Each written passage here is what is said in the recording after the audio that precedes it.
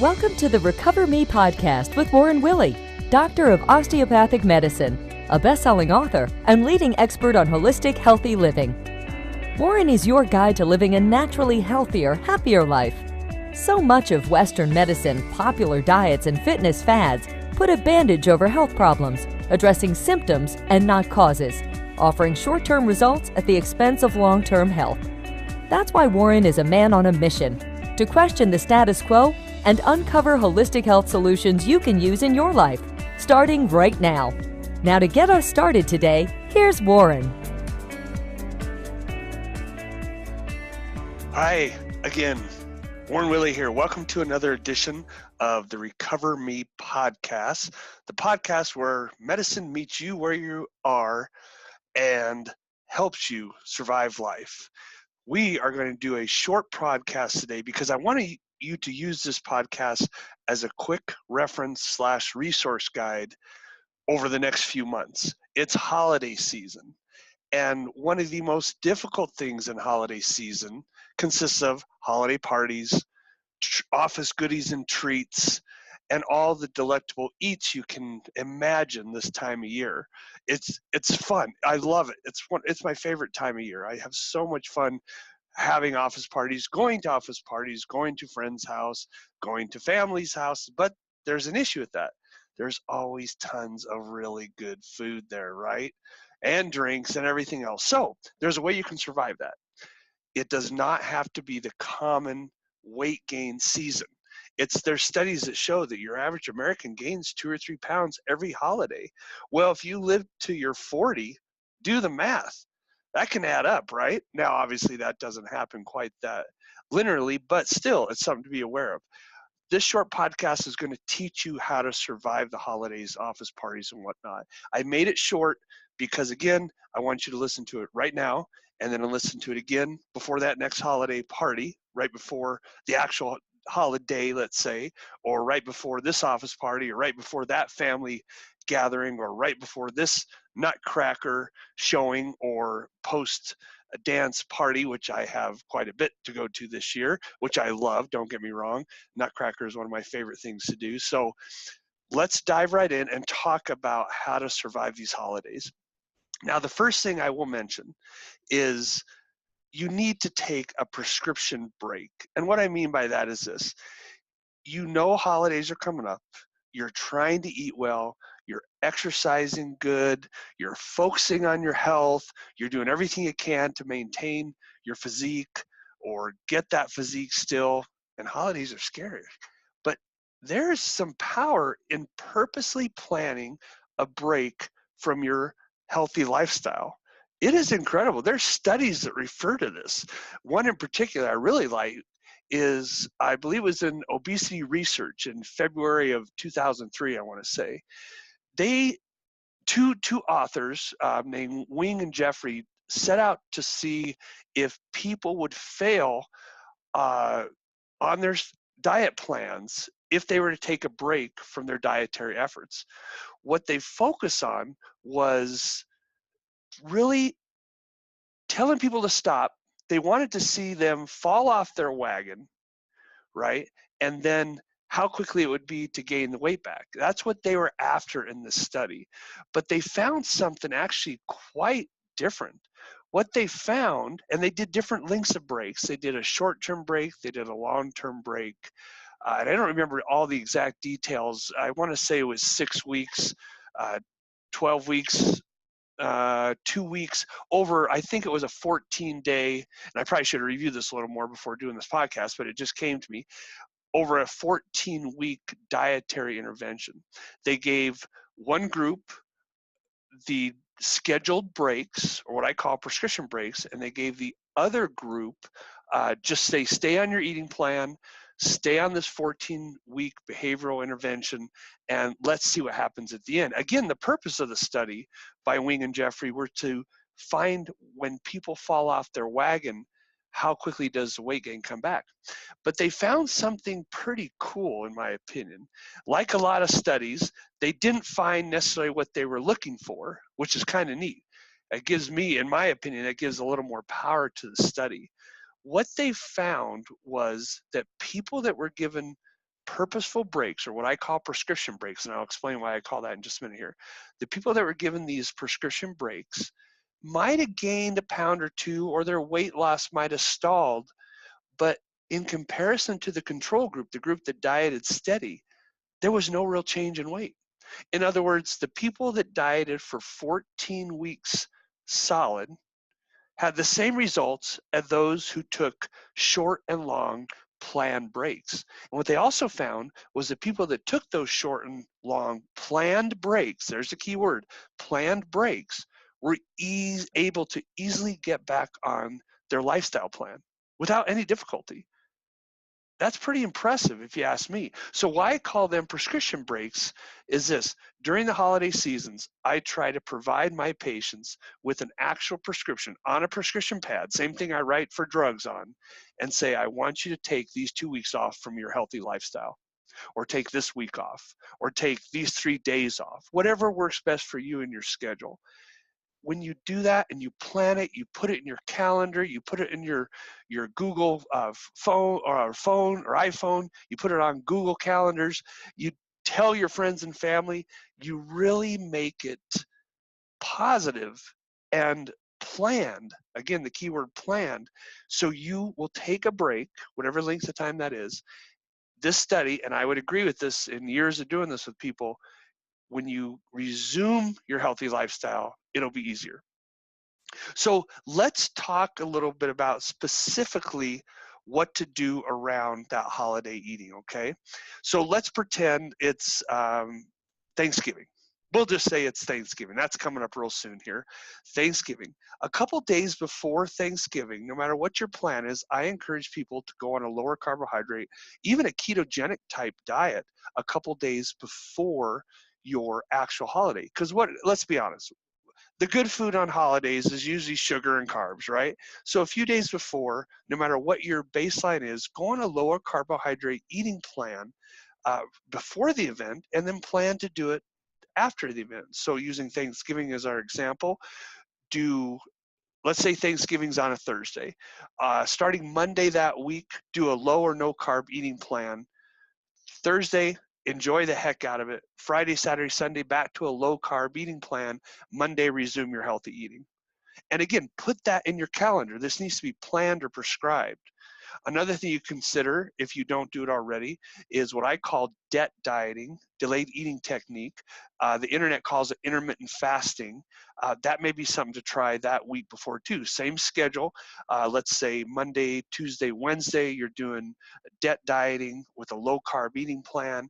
And then on Thursday, you're enjoying the heck out of the holiday, and you resume that or repeat it Friday, Saturday, Sunday, and Monday get back on your regular plan. The other thing I encourage during this time of season, and just I'm kind of throwing it out there because I just thought of it, stay away from the scale, okay? If you are someone that's hung up on those silly numbers, the scale is your worst enemy this time of year. Because of all the delectable treats and whatnot, there's a lot of salt, and people tend to gain a lot of water. And when people start that vicious weight gain, some people, well, I'd say a lot of people, being all or nothing Homo sapiens that we are, they throw in the towel and just go for it. Don't worry about it. So I would avoid the scale completely during this time of year.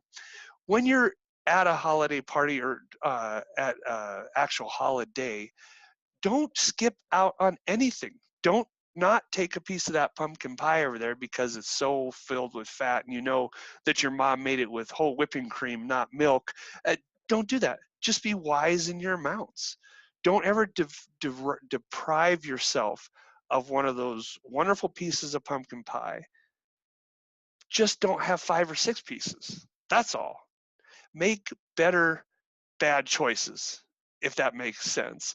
Now, for you super really anal people out there, particularly bodybuilders, fitness, figure stars, whatnot, you might want to bring your own food to these parties. And I know people that do that. I have some friends that are year-round bodybuilders, and they bring their own food to their family's holiday parties. So that's a little overboard in my opinion, but whatever makes your clock tick, that works fine. Let's talk about some holiday parties now, especially office parties, because those tend to be very deadly with the amount of food there is. the first thing I do before knowing I have a holiday party, I would encourage you to have a high protein with lots of vegetables and a little bit of certain kind of fruit 30 to 40 minutes before you go. Simple trick. Eat before you go. One of the worst things you can do at these holiday parties is to go to it hungry. Well, of course you're going to eat everything if you're hungry. It's just like shopping. If the best way to avoid the processed foods and all the foods in the middle of the store when you're shopping is eat right before you go. Studies have shown you not only avoid a lot of the snacky foods, but you save a lot of money. So let me give you a number of examples of things to eat 30, 40 minutes before a holiday party. Again, focusing on higher protein. One of my personal favorites is jerky. So beef, chicken, salmon, turkey jerky, right? Turkey jerky, I love that. It's high protein, tastes good, and it'll help quench your appetite. One thing I should say, the reason the protein is so important at this meal time right before you go to a holiday party is protein helps counter a hormone in your gut called ghrelin. And ghrelin is what I call the road rage hormone. When ghrelin's firing up, people will die unless you eat. Just the way to think about it. So to suppress the road rage hormone ghrelin, protein is your best option. So jerky of any type, great option right beforehand. Another one I like to do, I'm a big fan of deli turkey. So I like taking a turkey and I like rolling it up, putting a little cheese in there, maybe some lettuce, some pickles, a little mayo and mustard, and have a little turkey roll up right before. Basically a sandwich without bread is the way to look at it. Awesome, awesome snack, quick and easy to do. Nuts and seeds are another excellent option. My personal favorite, almonds and or pumpkin seeds. Pumpkin seeds have the added advantage of being the highest source of natural magnesium out there. Now, magnesium is very important because one reason we crave chocolate, which there's plenty of at these holiday parties, I think you would agree, is our body's craving magnesium. Terrible analogy, but it's kind of like a cow on a salt lick. Cows will find salt licks from miles away because they're craving it. You will find chocolate if you're craving magnesium. Having a handful of pumpkin seeds a half an hour, 40 minutes before you go to a holiday party, that chocolate's not going to be as tempting. Simple little thing to do. Tuna is another good one. Just having a can of tuna. There's roughly 30 grams in a can of tuna of protein. Put a little mustard mayo in there. Cut up some pickles and put it in it. I personally put some Tabasco sauce in there to spice it up. Maybe sprinkle a little cheese. Put it in the microwave. Heat it up to melt it. Quick, easy snack. High protein. And it'll keep you satisfied. Another one that's just as quick and easy are hard-boiled eggs. Plan ahead. Boil some eggs and have a hard-boiled eggs with a little salt and pepper on them. Have roughly 7 grams of protein per egg. Have that right before you go to a party. That does wonders. Cheese is another great, quick, high-protein intervention. Roughly an ounce of cheese is, again, roughly 6 to 7 grams of protein.